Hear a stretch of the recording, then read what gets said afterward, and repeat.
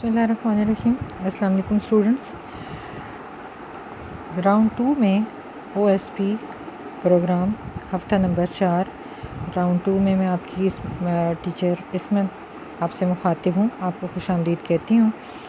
آج کا ہمارا جو نثر سے عنوان ہے وہ ہے کاہلی سبق ہے، اور یہ اس صنف ادب کے اعتبار سے کاہلی مضمون ہے۔ جس طرح کہ آپ پہلے چیپٹر آپ لوگ پڑھ چکے ہیں اور آپ نے مصنف کے تعارف کا سوالات کے جوابات لکھے ہیں، پڑھا ہے، اسی طرح اس چیپٹر کو آپ لوگوں نے دیکھنا ہے۔ سر سید احمد خان اس صفحے کی آپ لوگوں نے ریڈنگ کرنی ہے، سمجھنا ہے اس کو، اس میں کیا خاص بات بتائی گئی ہے۔ تو سر سید احمد خان جو تھے وہ بہت بڑے معمار قوم تھے، اور انہوں نے بڑے مسلح تھے، انہوں نے اپنی قوم کے لیے، مسلمانوں کے لیے بہت کام کیے، بہت مضامین لکھے، اور اس کے علاوہ ان کی بے شمار خدمات ہیں۔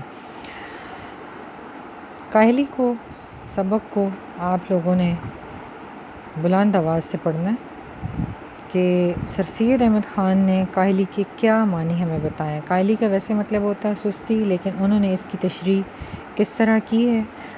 اس سبق کو پڑھنے کا جو مقصد ہے وہ ہے کہ اصطلاحی معنی کیا ہیں اور لفظی معنی کیا ہیں۔ اب یہ دو لفظ آپ کو سمجھانے تھے کہ آپ نے پہلے بھی ان دو لفظوں کو آپ پڑھ چکے ہیں۔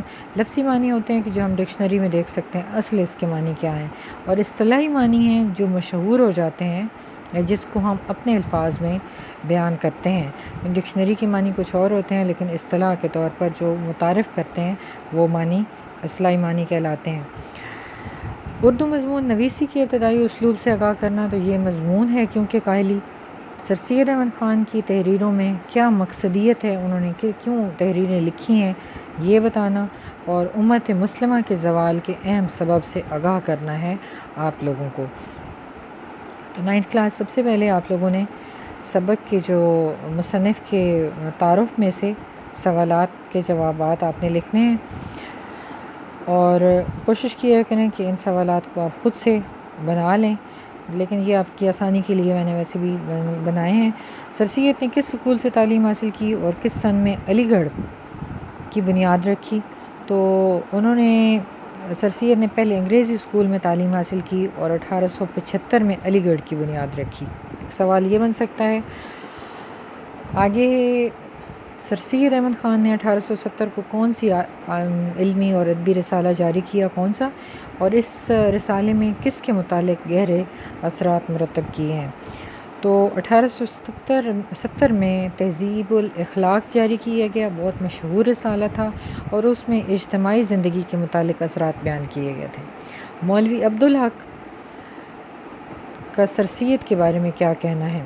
مولوی عبدالحق بھی بہت بڑی شخصیت ہیں، بابا اردو ان کو کہتے ہیں، اور انہوں نے کہا تھا سر سید احمد خان کے بارے میں، فرمایا کہ من جملہ بے شمار احسانات جو سر سید نے ہماری قوم پر کیے ہیں، ان کا بہت بڑا احسان اردو زبان پر ہے۔ انہوں نے زبان کو پستی سے نکالا، انداز بیان میں سادگی کے ساتھ وسعت پیدا کی، سنجیدہ مضامین کا ڈول ڈالا، مطلب ابتدا کی، جدید علوم کے ترجمے کیے، بے لاگ تنقید، روشن خیالی سے اردو ادب میں انقلاب پیدا کیا۔ سر سید نے، اگلا سوال ہے کہ کم و بیش کتنی کتابیں لکھی ہیں، ان کی اہم تصانیف کیا ہیں؟ تو انہوں نے 30 سے زائد کتابیں لکھی ہیں، اور تحریریں، تقریریں، خطوط، رسالے اہم تصانیف ہیں، اور آثار السنادید، رسالہ اسباب بغاوت، تبین الکلام، خطبات احمدیہ، تفسیر قرآن شامل ہیں ان کی تصانیف میں۔ سر سید کی اصول سے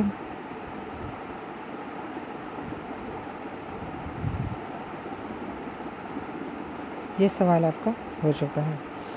آگے دیکھیں کلاس، سوالوں کے جوابات پہلے سب سے پہلے ہم لوگ دیکھ لیتے ہیں مشقی سوالات۔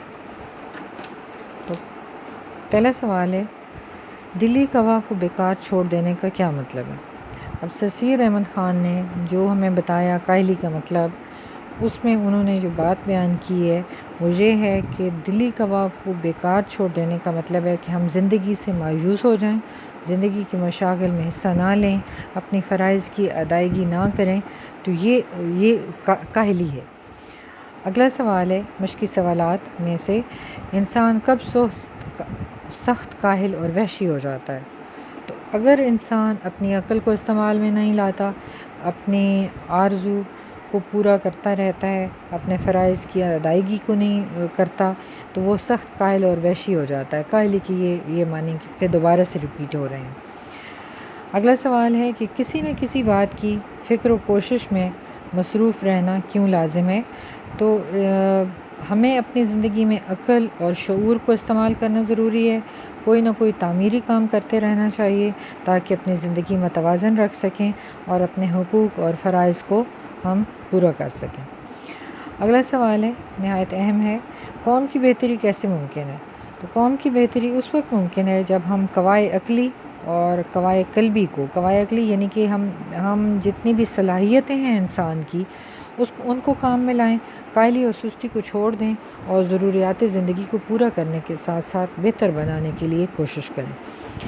آگے ایک مضمون پر آپ نے نوٹ لکھنا ہے، آپ کے اسی میں ایکسرسائز میں دیا گیا ہے، اسی چیپٹر کی ایکسرسائز میں مضمون کیا ہے، مضمون سے مراد کیا ہے، یہ اس کے لفظی معنی آپ نے یاد کرنے ہیں، پھر اصطلاحی معنی ہوتا کیا ہے اصل میں، تو یہ ایم سی کیوز بھی پوچھے جا سکتے ہیں اور اس پر نوٹ لکھنا بھی آ جاتا ہے اکثر پیپر کے پوائنٹ آف ویو سے۔ مضمون کا لفظ اپنی اصل کے اعتبار سے عربی ہے، جس کے لغوی معنی ہے ضمن میں لیے ہوئے، کسی مقرر موضوع پر اپنے خیالات، جذبات، تاثرات کا تحریری جائزے کا اظہار مضمون کہلاتا ہے۔ مضمون عام طور پر مختصر ہوتا ہے اور چیدہ پہلوؤں پر دلچسپ پیرائے میں یعنی کہ پیراگراف میں اظہار خیال کیا جاتا ہے، اور مضمون کی کئی قسمیں ہیں، علمی، تاریخی، تنقیدی، سوانحی، فلسفیانہ، سائنسی، ہلکے پھلکے انداز میں ان موضوعات پر جو تحریریں لکھی جاتی ہیں وہ مضمون ان کو کہا جاتا ہے، اور جس میں کہ کہانی نہ ہو، خیالات اور تاثرات اور جذبات ہوں۔ اگلا جو آپ لوگوں نے اس میں ایک اہم ٹاپک کرنا ہے، اہم اقتصاب کی تشریح۔ پیپر کے پوائنٹ آف ویو سے یہ ضروری سوال ہے، ہر پیپر میں یہ مسٹ ہے، اور ایک پیراگراف آپ لوگوں کو دیا جاتا ہے، جیسے یہ مثال کے طور پر یہ میں نے ایک چھوٹا سا اس میں آپ کو ایک پیراگراف نظر آ رہا ہے دیا ہے، تو پیپر میں بھی اسی طرح ایک پیراگراف آپ کو دیا جاتا ہے جس کی آپ نے تشریح کرنی ہوتی ہے۔ تو اب آپ نے تشریح کرنے کا طریقہ کیا ہے، پہلی کلاسز میں آپ لوگ کر بھی چکے ہیں۔ سب سے پہلے آپ لوگوں نے حوالہ متن لکھنا ہوتا ہے۔ حوالہ متن میں کیا چیزیں ہیں، سبق کا نام ہے، مصنف کا نام ہے، اور حل لغت ہے، سیاق و سباق۔ سیاق و سباق عام طور پر ہمارے فیڈرل بورڈ میں نہیں پوچھے جاتے، لیکن آپ لوگوں نے اس کا ہیڈنگ دے دیں تو اس میں کوئی حرج نہیں ہے۔ سیاق و سباق کا مطلب یہ ہوتا ہے کہ آپ لوگوں نے اپنے الفاظ میں چیپٹر کی 1-2-3 لائنیں لکھ لیں، آسان لفظوں میں آپ کو یہ بات سمجھا رہی ہوں۔ اس کے بعد آپ تشریح شروع کریں، جتنا پیراگراف دیا جاتا ہے اس کو اپنے الفاظ میں بدل دیں اور تھوڑی سی اس کی تفصیل کے ساتھ۔ اگلا ہے اب آپ لوگوں کا آگے ہے بک ورک کرتے ہیں۔ تو بک ورک میں اس میں آپ لوگوں نے درست جواب کی نشاندہی کرنی ہے۔ روٹی پیدا کرنے کے لیے نہایت ضروری ہے محنت پر آپ لوگوں نے ٹک لگانا ہے۔ لوگ بہت کم کاہل ہوتے ہیں جو روزانہ محنت کرنے والے ہیں، یہ اس کا اصل جواب ہے۔ ہر ایک انسان پر لازم ہے اپنے اندرونی قوا کو زندہ رکھے۔ قوا کا مطلب طاقتیں ہیں، قوتیں ہیں۔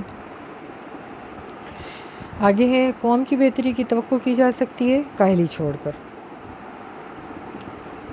آگے بک ورک میں شامل ہے کلاس آپ لوگوں کے خالی جگہ کو پر کرنا۔ تو اٹھنے بیٹھنے چلنے پھرنے میں سستی کرنا کاہلی ہے۔